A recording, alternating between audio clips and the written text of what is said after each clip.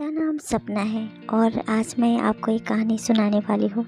मेरे पापा मुझसे बहुत प्यार करते थे, लेकिन जब मैं छोटी थी, 8 साल की थी, तभी वो एक एक्सीडेंट में चल बसे। मेरी माँ ने उसके बाद दूसरी शादी कर ली।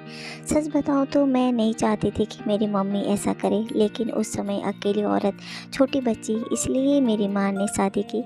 मुझे मेरे सौतेले पिता बिल्कुल भी पसंद नहीं थे। मैं उन्हें पापा भी नहीं कहती थी। मम्मी ने कई बार कहा कि ये तुम्हारे पिता है, यही सच है, लेकिन मैंने नहीं माना। मेरा पिता तो इस दुनिया में नहीं है। ये तो सिर्फ मेरी माँ के पति थे, वो भी दूसरे। उनसे मेरा एक छोटा भाई भी है। वो एजेंसी का काम करते थे और अक्सर टूर भी किया करते थे। मेरे सौतेले पिता जब भी मुझसे बात करते या पास आते, मैं उनसे बात नहीं करती थी। आखिर ऐसा चलता रहा और मेरी मम्मी ने ये सब देखते हुए मुझे मौसी के यहाँ भेज दिया पढ़ने।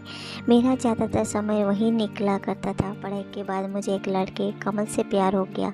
कमल नया नया ही हमारे शहर में आया था और मौसी के घर के पास ही रहने भी आया था। करीब 6 महीने में ही कमल को प्यार करने लगी थी। मैंने सोच लिया था कि शादी उसी से करूँगी। उम्र में करीब मुझसे 5 साल बड़ा था, लेकिन प्यार में ये सब कहाँ देखा जाता है।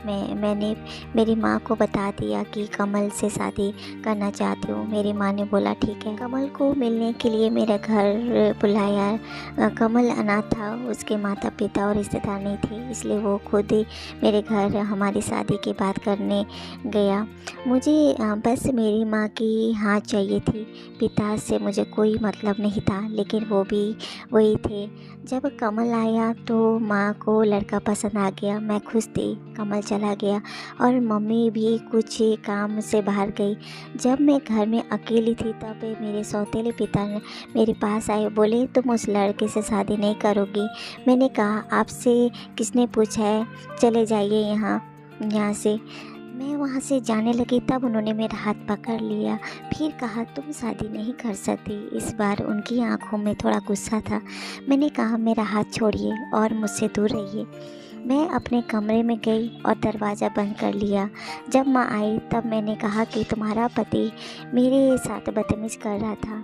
माँ ने कहा चुप रहो, कुछ भी उनके बारे में मत बोलो, वो हमेशा तुम्हारा भला सोचते हैं। मेरी माँ की आंखों पर तो जैसे पट्टी बंधी हुई थी। माँ ने फिर रात में मुझसे बोला कि ये लड़का राहुल सही है, तू अच्छे से जान पहचान निकलवा ली ना। मुझसे समझ आ गया था कि उन्होंने इनके कान भर दिए। मैंने कहा कि खोट कमल में नहीं है, तुम्हारे पति में है।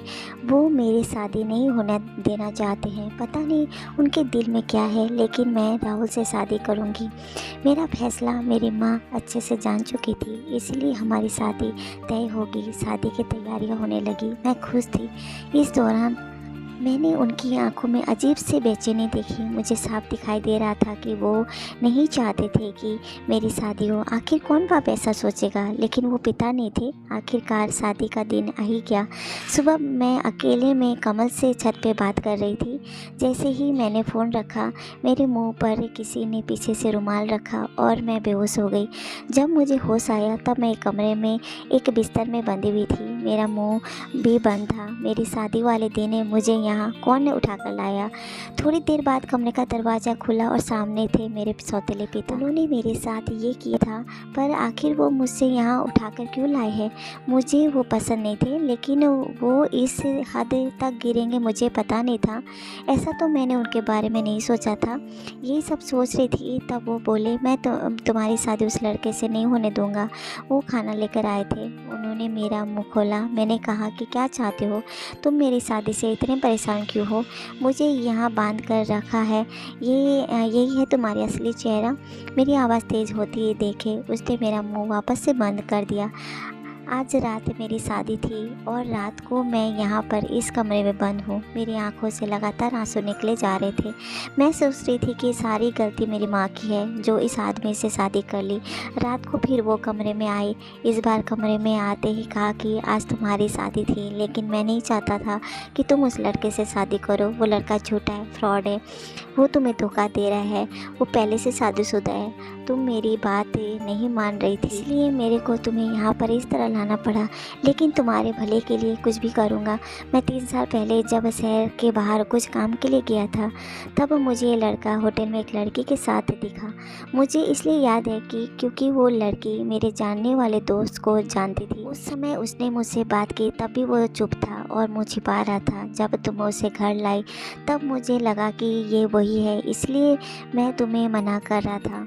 मैं जानता हूँ तुम मुझसे अपना बाप नहीं मानती हो, लेकिन मैं तुम्हें हमेशा अपनी बेटी माना है और मैं वही करूँगा जिससे तुम्हारी भलाई हो। फिर चाहो तुम मुझसे कुछ भी समझो, कुछ भी बोलो।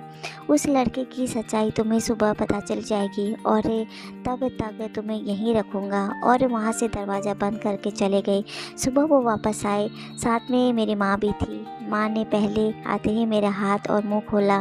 मैंने मम्मी से कहा कि देखो इस आदमी ने क्या किया। अभी तक मुझे उनकी बातों पर रत्ती भर का भी विश्वास नहीं था, लेकिन फिर दरवाजे से एक औरत आई, उसके हाथ पर एक छोटा बच्चा भी था। औरत बोली, ये सही बोल रहे हैं, वो आदमी धोखेबाज है, उसने मुझे भी धोखा दिया है।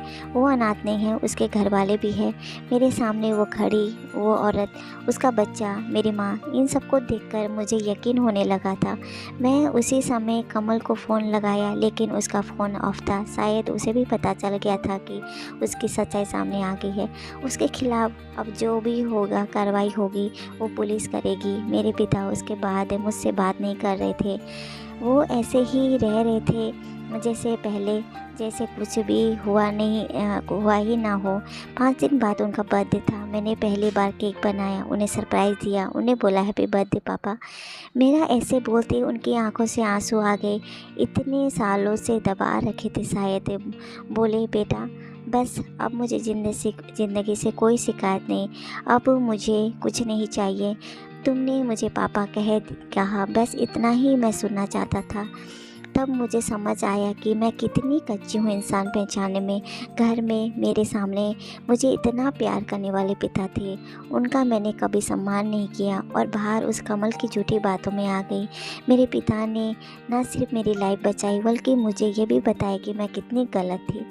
दोस्तों, ये कहानी काल्पनिक है, इसका वास्तविक जीवन से कोई संबंध नहीं है। अगर ये कहानी किसी के साथ मेल खाती है तो एकमात्र संयोग कहा जाएगा। ये कहानी आपको कैसे लगी कमेंट करके ज़रूर बताएं। चैनल पर नए हैं तो चैनल को सब्सक्राइब ज़रूर करें और अपने फ्रेंड और फैमिली के साथ वीडियो को ज़रूर शेयर करें। धन्यवाद।